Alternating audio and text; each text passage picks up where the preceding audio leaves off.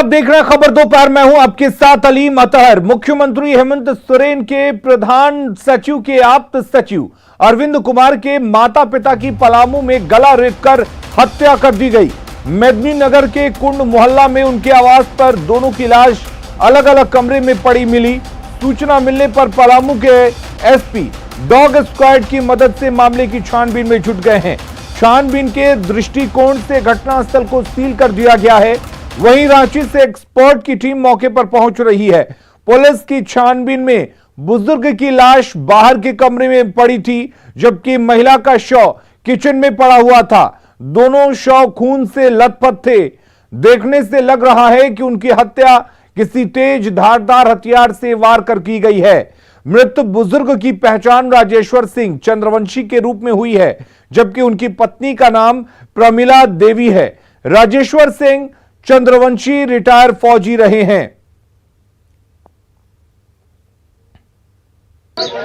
अभी जो primer facie हम लोग देख रहे हैं, इससे लग रहा है कि किसी धारदार हथियार से लोगों की हत्या हुई है और वैसे अलमारी वगैरह तोड़ा गया है, लेकिन स्वतंत्र रूप से ऐसा लगता है कि मर्डर का ही मेन मोटिव है।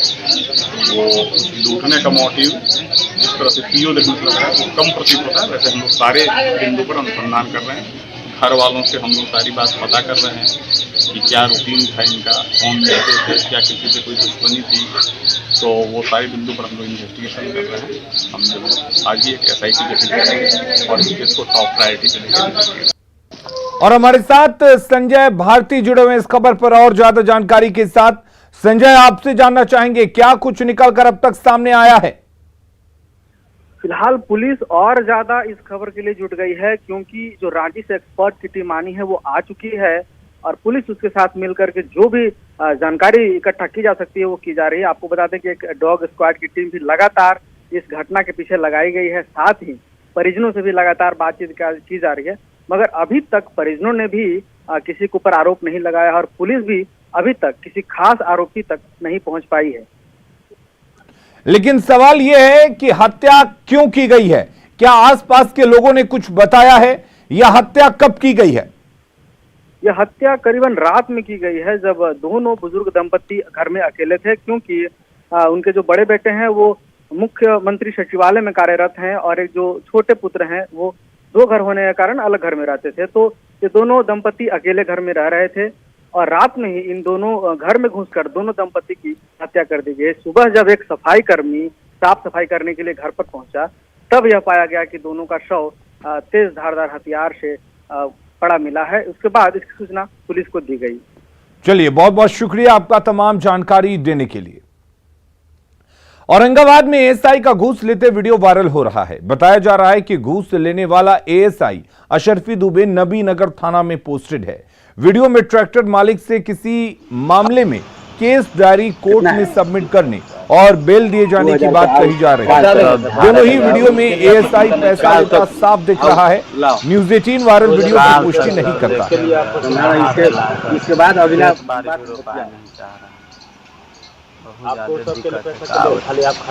कहानी हमरा भी कम काम जाते ना सर, कहानी ना, लेकिन बहुत गरीब आदमी से कहानी तो सब नहीं करना चाहिए, लेकिन जितना स्थिति है ना हमने खराब हो उतना कभी नहीं होला। खेत बाड़ी नहीं रोपा चाह रहा, समझिए इस स्थिति में हम नहीं है।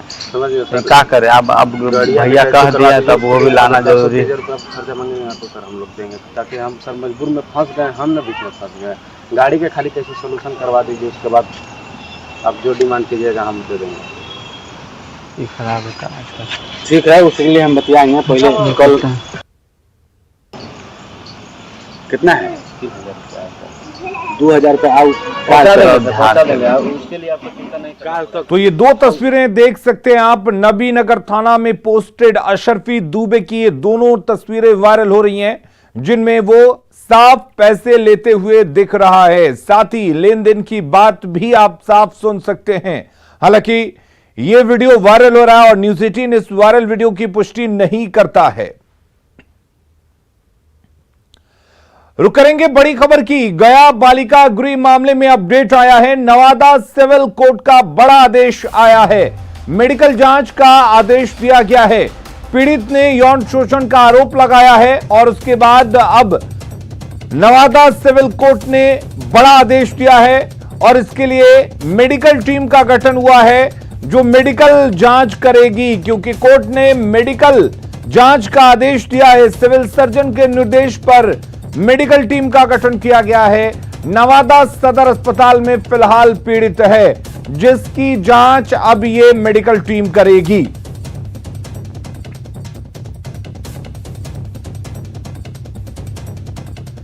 और एक और बड़ी खबर धनबाद से आ रही है, जहां पर धनबाद में जज मौत मामले में जांच जारी है। दोनों गिरफ्तार आरोपियों को सीबीआई दिल्ली लेकर गई है। आरोपियों का नार्को टेस्ट कराया जाएगा। 10 दिनों के रिमांड पर दोनों आरोपी दिए गए हैं। कल कोर्ट में दोनों अभियुक्तों को पेश किया गया था और उसके बाद सीबीआई की तरफ से रिमांड की अवधि बढ़ाने की अपील की गई थी और उस अपील को कोर्ट ने मानते हुए दोनों की जो रिमांड की अवधि है 10 दिनों के लिए बढ़ा दी गई है। और अब सीबीआई की टीम इन दोनों आरोपियों को दिल्ली लेकर गई है।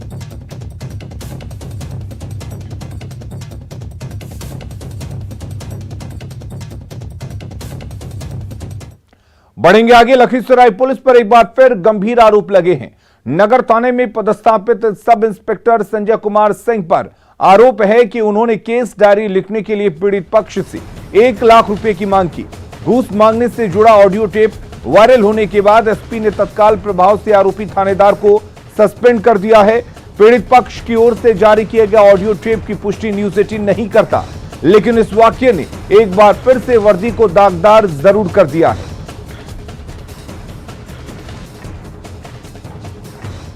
पटना समेत बिहार के कई जिलों में बारिश और बाढ़ की वजह से बुरा हाल है।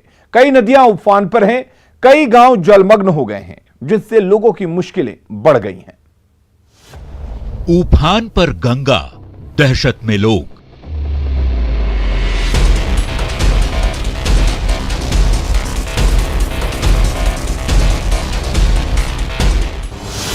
बेघर हुए लोग, सड़क बना आशियाना।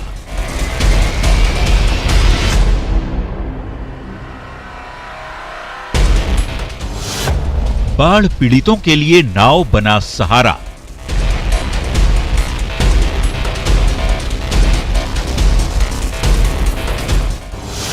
थाने में घुसा पानी, पुलिस कर्मियों की बढ़ी परेशानी।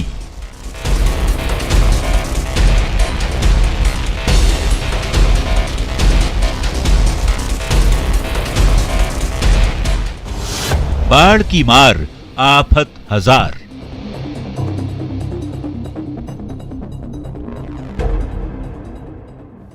और बाढ़ की वजह से पटना के जबलपुर दियारा इलाके के लोग परेशान हैं। लोग नाव के जरिए भर भर कर पटना के लौ घाट पहुंच रहे हैं। देखिए संवाददाता धर्मेंद्र की रिपोर्ट। बाढ़ ने बिहार की स्थिति को काफी खराब कर रखा है।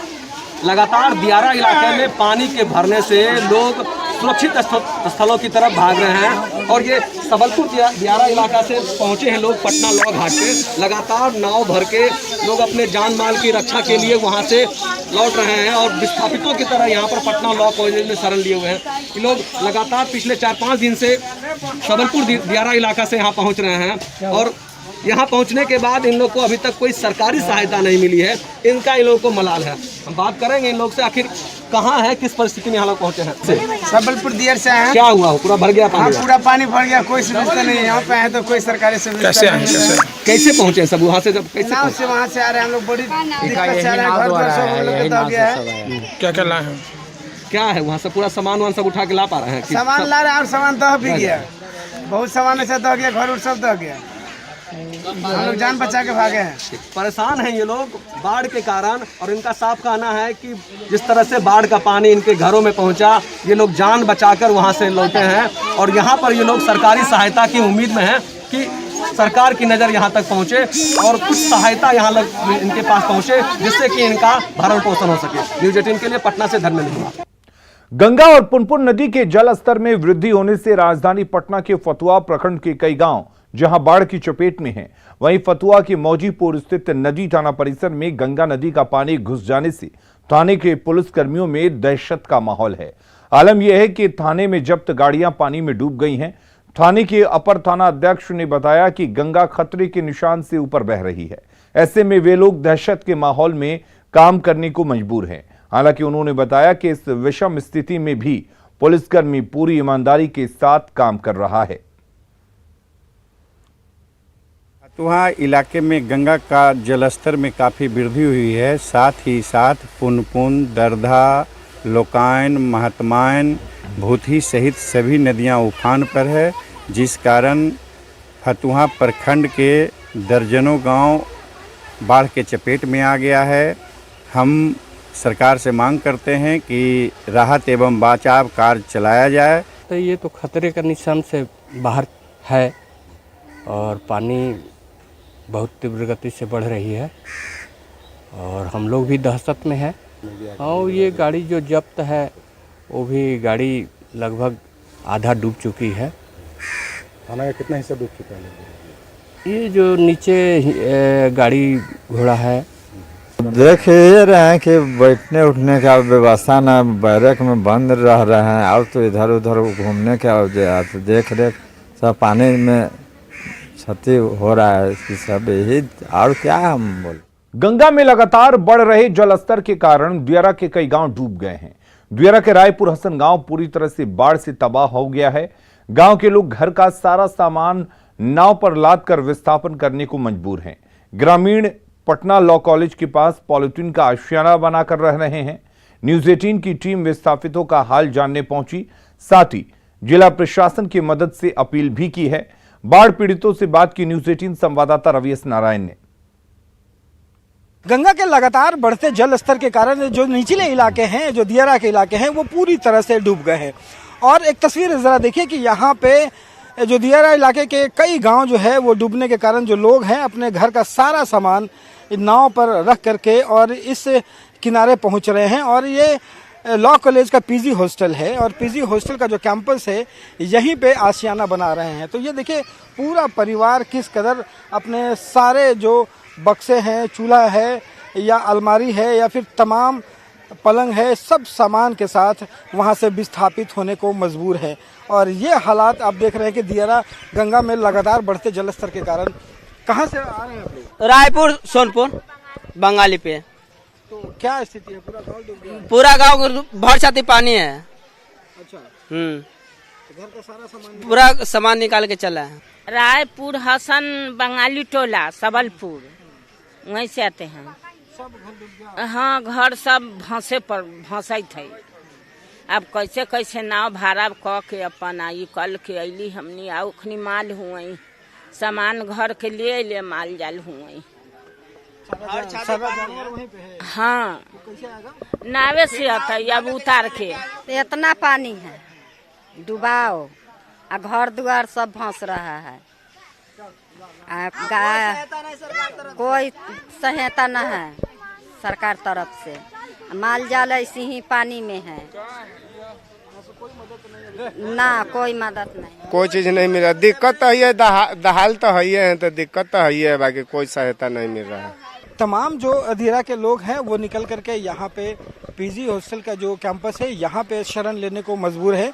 जिला प्रशासन से गुजारिश है कि वो यहाँ पे पहुँचे और इन लोगों की जो भी ज़रूरतें हैं वो इन्हें पूरा की जानी चाहिए। न्यूज़ 18 अपील कर रहा है जिला प्रशासन और सरकार से कि जो लोग वहाँ से विस्थापित होकर के यहाँ पे शरण ले रहे हैं उन्हें खाने पीने के साथ साथ तमाम सुविधाएँ मिलनी चाहिए। कैमरा पर्सन अजय दुबे के साथ रवि एस नारायण, न्यूज़ 18 पटना। खगड़िया के सदर प्रखंड के मुरकाही गांव में बाढ़ पीड़ितों का दर्द हमने आपको दिखाया था। लोगों ने गांव में आवाजाही के लिए प्रशासन से नाव की मांग की थी। न्यूज 18 पर खबर प्रसारित होने के बाद प्रशासन ने संज्ञान लिया और गांव वालों के लिए नाव उपलब्ध कराई। देखिए संवाददाता दिग्विजय की रिपोर्ट। न्यूज 18 लगातार ये अपील कर रही है बाढ़ पीड़ितों से कि आप अपनी समस्या न्यूज 18 के माध्यम से रखें और हम अपनी आपकी बात को सरकार तक पहुंचाएंगे, जिला प्रशासन तक पहुंचाएंगे। उसका असर भी देखने को मिल रहा है। ये देखिए, कल हमने जो खबर चलाई थी कि ये मुरकाही गांव है सदर प्रखंड का, यहाँ पर लोग जुगाड़ नाव के सहारे आवागमन कर रहे थे, जान जोखिम में डाल करके आवागमन कर रहे थे। जिस खबर को चलने के बाद जिला प्रशासन ने संज्ञान लिया और यहाँ पर सरकारी नाव दिया गया है। अब लोग सरकारी नाव के सहारे यहाँ पर आवागमन कर रहे हैं। ये आप देख सकते हैं, ये मुरकाही गांव है जहाँ पर लोगों को काफ़ी परेशानी हो रही थी आवागमन में और न्यूज़ 18 इनकी आवाज़ बनी और अब देख सकते हैं कि जो गांव है यहाँ पर मोरकाही गांव, वहाँ पर नाव, सरकारी नाव यहाँ पर चलना शुरू हो गया। पहले जो परेशानी थी ट्यूब वाला पे चल रहा था, हमारी बात को न्यूज़ 18 ने ध्यान दी और समझे सब बात को, तो एक नाव हमको मिला। इसीलिए मैं न्यूज़ 18 को धन्यवाद देता हूं और इसी सहारे कृपया और जितना सहयोग हो सके आप लोग कोशिश करके, परिश्रम करके और जितना अच्छा हो सके और सहूलियत हम लोग को कीजिए। न्यूज़ 18 आप लोगों से बार बार अपील कर रही है कि यदि बाढ़ पीड़ित को कोई समस्या हो तो आप न्यूज़ 18 के माध्यम से रख सकते हैं। दिग्विजय कुमार, न्यूज़ 18 खगड़िया। भोजपुर में 100 से अधिक गांव में बाढ़ का पानी प्रवेश कर चुका है। कई गांव टापू में तब्दील हो चुके हैं और दर्जनों गांव का जिला मुख्यालय से संपर्क टूट गया है। बड़हरा में गंगा डेंजर लेवल से 116 सेंटीमीटर ऊपर बह रही है। गांव के लोगों के लिए नाव ही एकमात्र साधन है। स्थिति का जायजा लिया संवाददाता हिमांशु प्रवीण ने। गंगा का जलस्तर लगातार तेजी से बढ़ रहा है, जिससे बड़हरा प्रखंड के दर्जनों गांव बाढ़ की चपेट में आ गए हैं। दर्जनों गांव का जो लिंक पथ है उस पर भी पानी चढ़ चुका है और जो ग्रामीण है जिनको अपने गांव जाना है या गांव से प्रखंड मुख्यालय या जिला मुख्यालय आरा तक आना है, उनको काफ़ी परेशानियों का सामना करना पड़ रहा है। हमारे साथ कुछ ग्रामीण हैं जो अभी केशवपुर घाट पर मौजूद है, नाव की तलाश में है। कहाँ जाना है आपको? नाम टोला कुटिया पर जाना है। बड़ी नाव का तकलीफ है, सब बाढ़ कर पानी से सब लोग परेशान है। 3 नाव मिला है ना शायद? नहीं, नाव नहीं मिला है। ये नाव सब जा रहा है ना? ये तो जा रहा है, इसे लिखाया नहीं।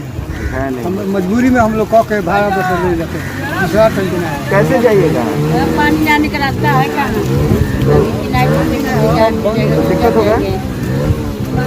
दिक्कत होगा जाने में? अभी नाव मिल रहा है आप लोगों को?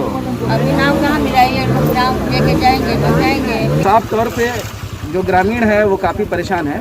केशवपुर घाट से नावें चल रही हैं, लोगों को पहुंचा भी रही हैं, लेकिन नावें कम हैं। इस वजह से लोगों को काफ़ी परेशानी का सामना करना पड़ रहा है। न्यूज़ 18 के लिए बड़हरा के केशवपुर से मैं हिमांशु प्रवीण। अगली खबर का रुख करते हैं। राज्यसभा में मंगलवार को विपक्षी दलों के नेताओं ने जमकर हंगामा किया था। इस हंगामे का वीडियो सामने आया है। आप देख सकते हैं कैसे विपक्षी दलों के नेता वेल में पहुंचते हैं और डेस्क पर चढ़कर आसन की तरफ रूल बुक को फेंक देते हैं।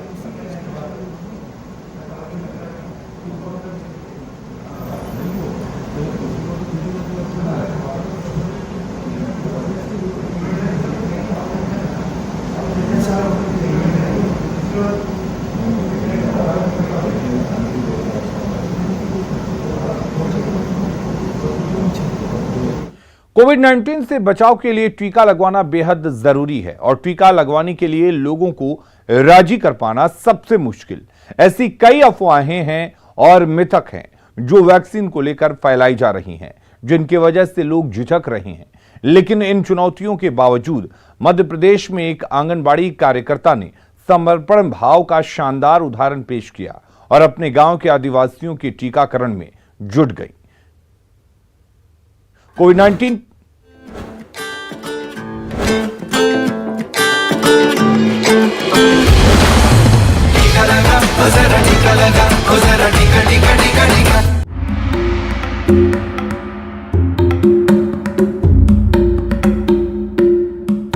ये हैं सोना यादव, राजपुरा में काम करने वाली एक अकेली आंगनवाड़ी कार्यकर्ता।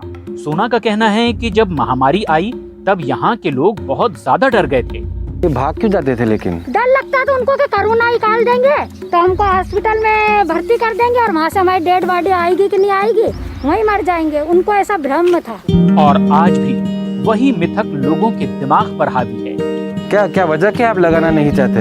क्या होता है? डर है आपको किस चीज का? क्या वजह क्या है? नहीं हूँ वहाँ से छुट्टी लिखे लेंगे डॉक्टर साहब से, मगर बहुत ब्लड प्रेशर है।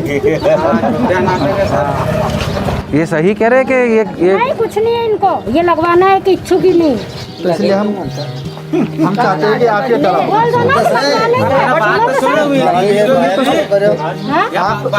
लगवाना वो आपके आप पे है। आपसे कोई इसी तरह की कोई जबरदस्ती बिल्कुल नहीं करेगा। इसके बाद सोना और संजीवनी की टीम ने उन्हें टीकाकरण की अहमियत और इसके फायदों के बारे में बताया। कुछ ही मिनटों में सभी की एकजुट कोशिश से उन्हें टीका लगवाने के लिए तैयार कर लिया गया। तो आप लगवाएंगे अभी? हाँ लगाऊं। पक्का? पक्का। लेकिन सोना यादव को कई दूसरी बाधाओं का भी सामना करना पड़ा। गाली गलौज भी देते थे। अब यहाँ पर तो क्या टीम लगा कर चल जाती, हमारा घर तो यहीं पर ही है। तो लोग हमको तो रात में पी कर आते थे कि क्यों लगवाया, मेरी मिसेस को क्यों लगाया, उसको बुखार चढ़ी, चलो तुम काम करने। बहुत सारी दिक्कतें हमने झेली यहाँ पर सब, और फिर भी इसके बाद में लगवाए। अब तक राजपुरा के 50% से ज्यादा लोगों का टीकाकरण हो चुका है और इसका पूरा श्रेय सोना यादव को जाता है, जो एक समर्पित आंगनवाड़ी कार्यकर्ता होने के साथ साथ संजीवनी चैंपियन भी हैं।